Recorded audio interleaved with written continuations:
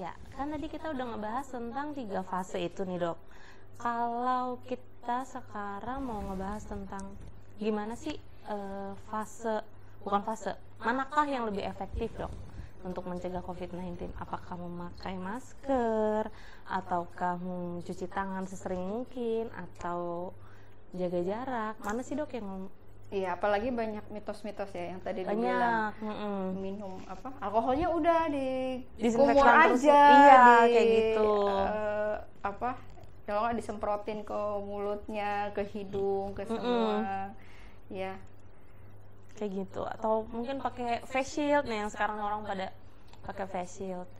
Sebenarnya pakai face shield dan dengan gini deh, ada orang pakai face shield tapi nggak pakai masker. Mana sih dok yang lebih efektif? Ataukah emang harus dua-duanya, pakai face shield juga terus pakai masker juga, ataukah pakai masker aja cukup? Iya, gitu. Intinya Mbak Maria yang seperti kita sudah bahas sebelumnya, yang kita harus, karena ini kan COVID-19 adalah virus saluran pernafasan yang memang diketahui penularannya melalui droplet atau aerosol.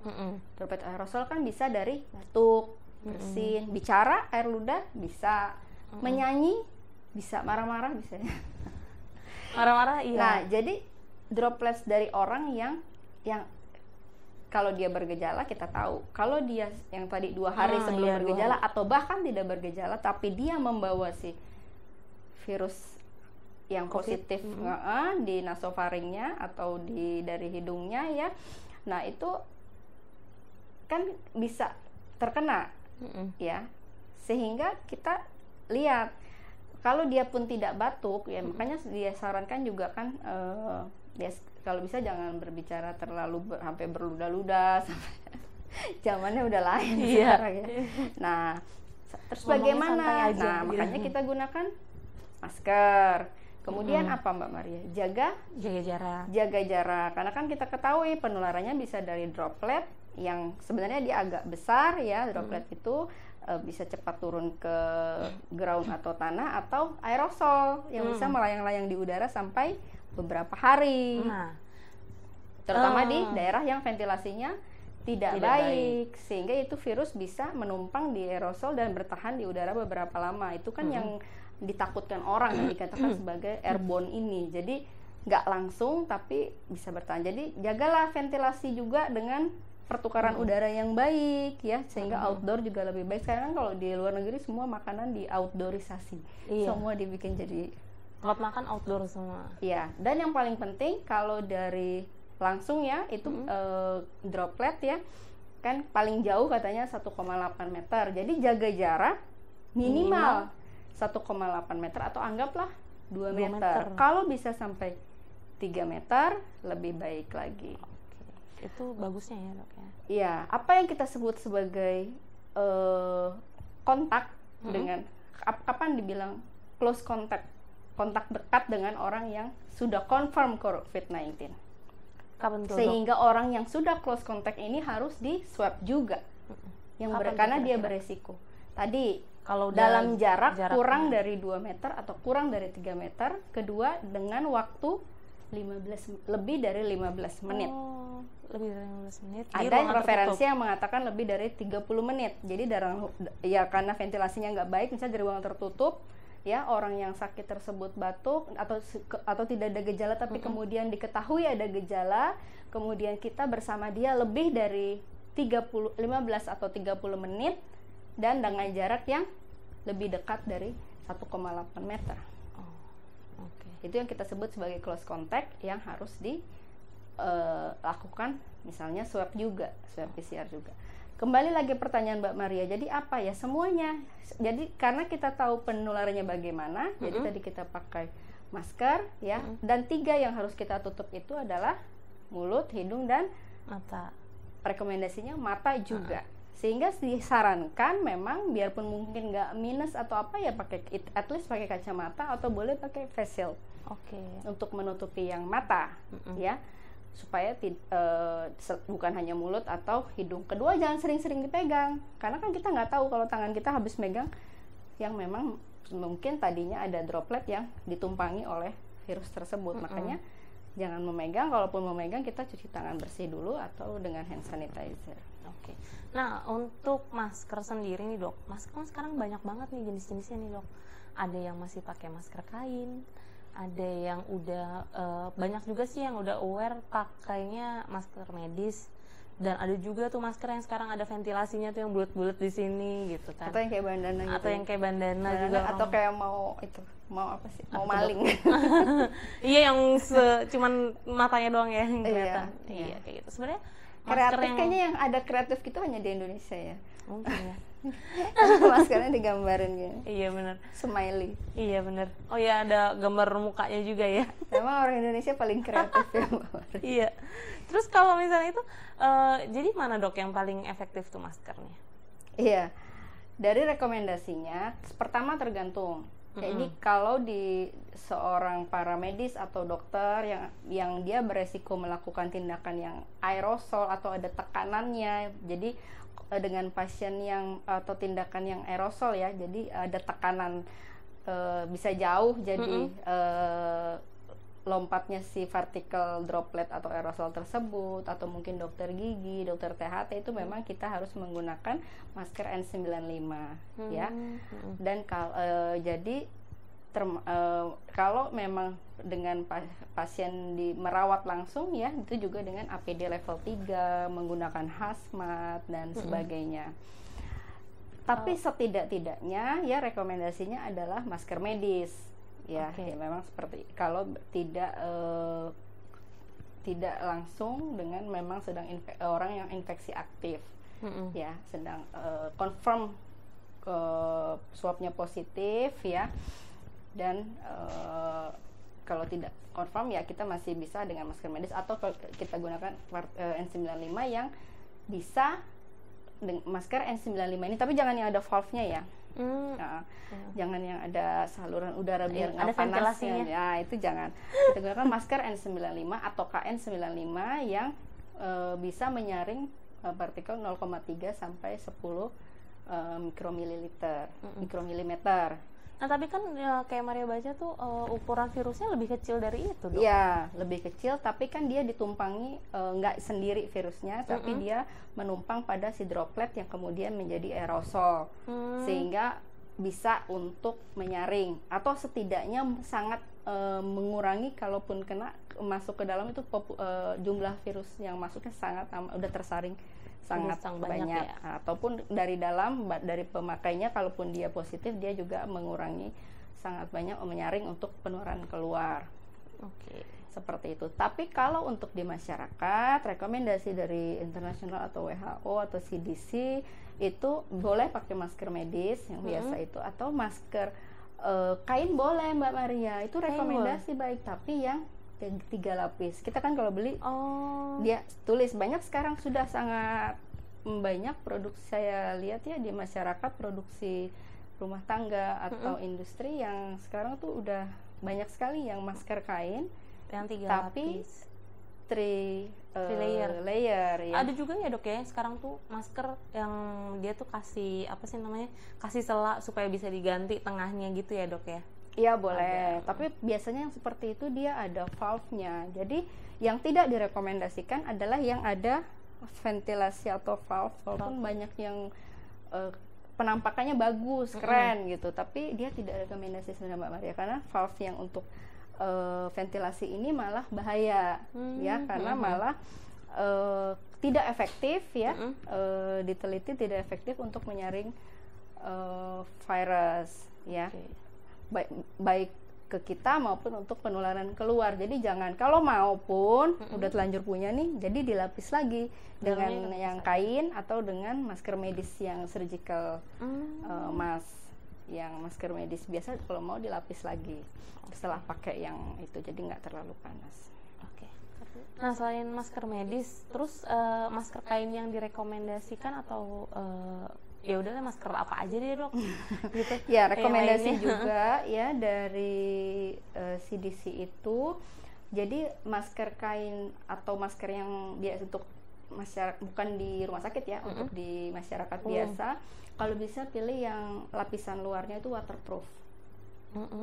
Kemudian lapisan dalamnya ya supaya nyaman lah ya, kartun apa biasa. Nah lapisan tengahnya nanti ya dia ada seperti polyester atau apa ya, tapi yang jelas kalau bisa pilih yang luar yang waterproof. Terus untuk kita rekomendasinya juga untuk ngetes nih masker bagus apa enggak, coba di Terawang loh, kayak uang ya Terawang, ke cahaya ya dari Terawang. Kalau dia transparan jangan pakai, berarti materialnya nggak bagus. Nggak boleh transparan kita. Kemudian jangan yang stretchable. Banyak tuh sekarang orang pakai yang stretchable ya dok ya, 5 ribuan karena 5.002. Nah karena kalau itu tidak rekomendasi, karena yang di stretch itu kan dia pori-porinya membesar, dan dia kan one layer, jadi udah jelas nggak 3 layer, dan dia stretchable. Jadi sebenarnya kalau masker kain biasa yang normal-normal itu sangat amat membantu mengurangi penularan, bisa sampai range-nya 40-60%, minimal 30%. Masker banyak tuh sekarang masker yang stretchable, masker atau scuba. Yang itu. Dan yang lebih tidak direkomendasikan lagi adalah masker yang apa namanya Mbak Maria? Buff ya. Yang bisa sampai leher sini ya. Antara masker apa antara mau nyolong atau. Nah, itu sangat tidak rekomendasi. Pertama dia stretchable. Kedua dia moving kan, banyak gerak. Padahal masker bagaimana cara kita mengetahui cara pemakaian masker yang benar. Jangan banyak disentuh.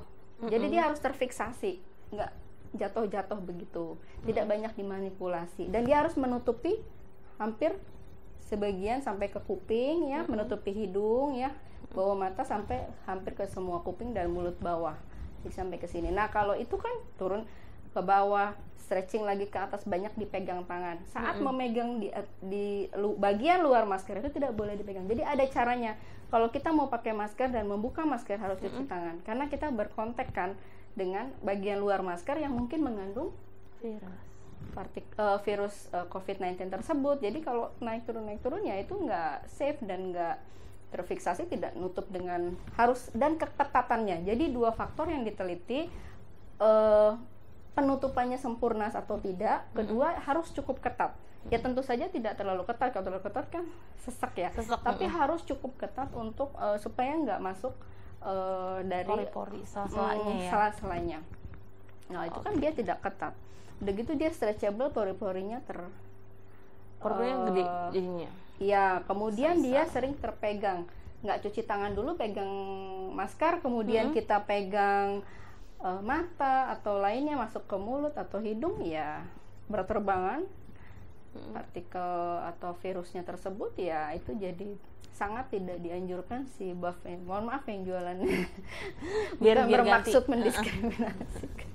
Tapi memang ini adalah omongan saya, ada dicari referensinya di CDC dan rekomendasi internasional atau WHO atau rekomendasi lainnya juga sama semua, rata-rata mengungkapkan hal yang sama.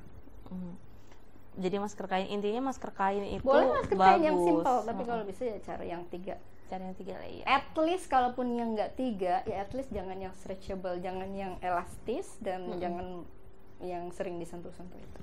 Nah ada lagi dok pertanyaan, selain masker dan lain-lainnya, ada juga orang yang bilang kalau udah terkena COVID bisa nggak kena lagi, itu mitos atau fakta? Iya. Jadi dari laporannya, sebenarnya orang yang sudah terkena infeksi COVID-19 kan akan mengalami pembentukan antibodi itu yang akan terus bertahan minimal 6 bulan. Bisa sampai 9 bulan, bahkan ada yang sampai 1,5 tahun. Oh, gitu. Nah, tapi biasanya average itu 6 bulan sampai 9 bulan ya. Maksimal setahun. Nah, jadi harusnya kalau ada antibodi, harusnya kan kebal dong Mbak Maria 6 bulan pertama. Tapi kenyataannya laporannya tidak, ada yang sudah terkena lagi. Ya walaupun dikatakan untuk terkena yang kedua tidak seberat yang pertama karena sudah memiliki antibodi sebelumnya. Kenapa bisa terjadi? Berbagai faktor, salah satunya dikatakan adalah virus COVID-19 ini dia mengalami mutasi terus menerus, sehingga bisa terjadi lagi. Karena mutasi kan dia perubahan struktur genetikanya, sehingga bisa mengakibatkan sakit lagi. Dan antibodi yang dibentuk nanti lain lagi. Tapi kenapa bisa tidak berat? Karena setidaknya yang sudah ada itu melindungi sedikit lah. Ya. Nah, berarti kan kalau antibodi sudah terbentuk itu sama ya dok ya, kayak misalnya kita divaksin. Nah, sekarang nih di Indonesia kan Vaksinasi udah aktif ya. Udah banyak nih. Alamiah. Kita sudah mendapatkan vaksin dari luar negeri. Siapa? Ada di Indonesia udah iya. ada, tapi Emang udah ada yang- masih proses. Oh iya. Masih proses, katanya sih masih proses di BPOM, tapi belum tahu juga nih dok. Oh iya. Berarti untuk pemberian vaksin itu sebenarnya efektif nggak sih dok? Ya, memang ini masih pro and kontra juga. Pertama masalah waktu dan penelitian yang memang masih terus dibutuhkan. Ya, yang jelas karena itu yang ditakutkan adalah karena itu memang masih bermutasi, ya, sehingga dikhawatirkan dan juga karena kurangnya misalnya waktu penelitian untuk melihat responnya pada tiap orang atau pada jenis-jenis virus COVID-19 yang berbeda yang sudah bermutasi, apakah itu bisa efektif atau tidak, itu yang masih menjadi tanda tanya besar. Jadi mungkin saja setelah divaksin mungkin sama aja orang yang sudah terinfeksi kan bisa terinfeksi lagi. Jadi orang yang sudah vaksin masih mungkin kena. Tapi kita ambil skenario baiknya, mungkin at least kalau terkena dia tidak terlalu berat. Itu yang kita harapkan. Ya, kemudian ada yang takut menjadi fatal. Seharusnya sih tidak, karena ini vaksin yang tidak aktif, bukan live vaccine. Jadi inactive vaccine. Jadi vaksin yang tidak aktif, jadi harusnya tidak bisa menyebabkan penyakit seperti COVID-19. Iya. Harusnya. Banyak juga kan yang bilang takut divaksin karena takut malah jadi kena. Gitu. Harusnya tidak, karena ini merupakan vaksin yang tidak aktif. Jadi hanya ya dia tidak bisa mengakibatkan sakit itu karena bukan virus yang dilemahkan. Kan ada virus yang dilemahkan yang untuk menjadi vaksin. Ini adalah tidak inaktif. Dia inaktif. Tapi memang untuk seperti semua vaksin, bukan hanya COVID-19, itu memiliki seperti bisa mengalami reaksi anafilaksis atau alergi. Tapi itu kejadiannya juga sangat kecil. Ya mungkin 1 banding 100.000 orang yang mengalami alergi yang bisa fatal. Ya kalau anafilaksis kan fatal ya, bisa sampai tekanan darahnya drop, dan kalau tidak ditangani segera disuntik obat itu bisa berakibat kematian. Tapi itu angkanya sangat kecil. Jadi yang lebih menjadi concern adalah apakah ini efektif atau tidak. Iya, itu dia. Ya, ini masih ya kita tunggu aja laporannya Mbak Maria. Kemudian populasi mana yang harus divaksin? Nah itu dia. Nah ini juga menjadi concern orang-orang, karena pada penelitiannya apakah yang dilakukan pada orang sehat atau pada usia berapa? Nah usia muda kan beda, daya apa pada orang yang sudah ada penyakit kronis, dan pada usia lanjut beda lagi sistem imunnya. Ini juga membutuhkan pengkajian dan penelitian yang lebih lagi. Oke. Iya, selanjutnya setelah yang vaksin itu, terus orang yang udah kena bisa kena lagi atau enggak? Nah, ini ada lagi pertanyaan, transfusi darah dok. Transfusi darah tuh bisa menularkan nggak sih dok? Iya, banyak pertanyaan pasien juga ya, apakah jadi takut ditransfusi. Sampai saat ini secara prinsip tidak bisa tidak ada laporan, tidak ada laporan bisa terjadi penularan COVID-19 melalui transfusi darah. Jadi ya transfusi darah seperti biasa aja ya, karena kan juga mereka mengalami darahnya juga di screening dulu. Iya. Walaupun tidak di screening untuk COVID-19, tapi karena kan dia tidak ada laporan kasus, dan sebenarnya virus COVID-19 ini mudah untuk mati ya. Iya, dengan deterjen aja dia tidak stabil, jadi mudah untuk mati. Tapi dia mudah menular juga. Jadi ya kalau dia mudah mati, harusnya dia tidak bisa juga bertahan lama di luar itu ya dok. Ya. Tapi kan darah itu kan kita aja hidup kan dari darah gitu ya dok ya. Bukannya itu juga apa sih namanya, apa sih Sampai saat ini intinya? selain yang confirm kan dari droplets atau aerosol, ya, itu satu. Kedua ya ada laporan yang dari feses, Iya, kotoran, itu satu kotoran. laporan dari kotoran itu bisa itu bisa mengandung Virus. virusnya, ya. Air ASI saja kan sangat amat sedikit, ya, jadi sehingga juga tidak hampir tidak bermakna. Sayang dari air ASI, virus itu lewat air ASI hampir tidak ada juga. Oh, hampir tidak. Ya, banyak kan juga itu kalaupun terjadi penularan ke bayi, yang kalaupun terjadi pada bayi yang kita bahas waktu itu tidak berbahaya juga pada bayi, tidak bergejala atau ringan. Kalaupun terjadi itu lebih dari tangan ibunya. Misalnya ibunya confirm positif, tapi itu bukan dari air ASI-nya, dari tangan atau mungkin dari droplet ibunya. iya, karena di air ASI-nya itu sendiri hampir sulit tidak ditemui virusnya kalau dia confirm positif, ya. Jadi yang confirm ya hanya lewat baru batuk, bersin, droplet, aerosol. Kalau dari darah belum ada confirm. Oh, begitu. Ya, sampai saat ini. Sampai saat ini. Iya. Tapi kan ini ada lagi nih pertanyaan masih mengenai darah nih, Dok. Plasma darah atau plasma apa ya?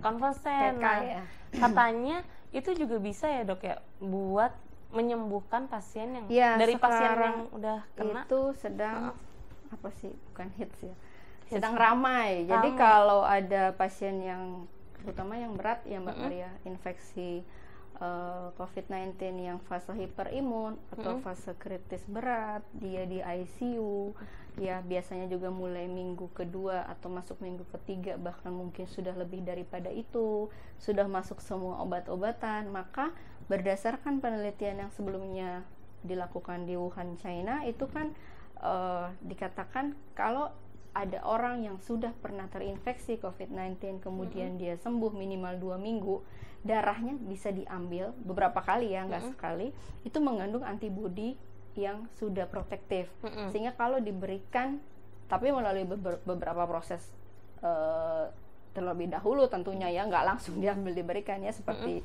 screening, dimurnikan dan sebagainya, dan disuntikan beberapa kali, beberapa dosis pada orang yang infeksi berat ini, dikatakan bisa menurunkan replikasi virus, ya, jadi perkembangan virusnya nggak terlalu cepat, memperbaiki angka kesembuhan lebih banyak, dan menurunkan angka kematian, sehingga ini sempat menjadi populer hingga saat ini. Mungkin kalau kita punya grup WA sekarang kan dicari yang baru sembuh, survival ya, COVID-19.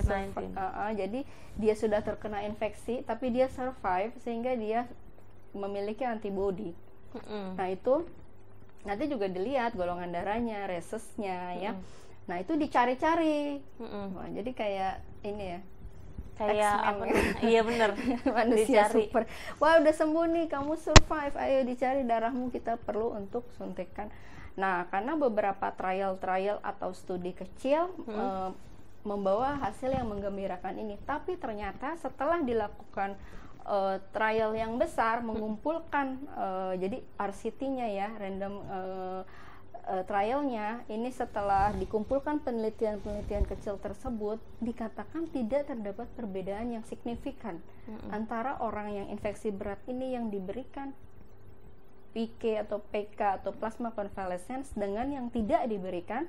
Tidak berbeda bermakna dalam beberapa hal parameternya, ya, lama perawatan, ya, angka kesembuhan, ya, parameter laboratorium dan lain-lainnya, katanya nggak bermakna tidak signifikan secara studi atau secara penelitian. Sama aja tuh setelah diambil randomized control trialnya dari beberapa penelitian kecil ini. Jadi ini juga masih kontroversial. Satu sisi kita masih para dokter sendiri ya mencari nih, dan beberapa masih udah ada beberapa rumah sakit yang melakukan ini. Oh, udah ada. Ya, fasilitas ini ada. Padahal akhirnya penelitian terbaru besarnya tidak signifikan. Nah, mungkin nanti harus duduk lagi bersama-sama, ya, para perhimpunan dokter-dokter untuk, karena memang belum, akhirnya masih ada yang pakai, masih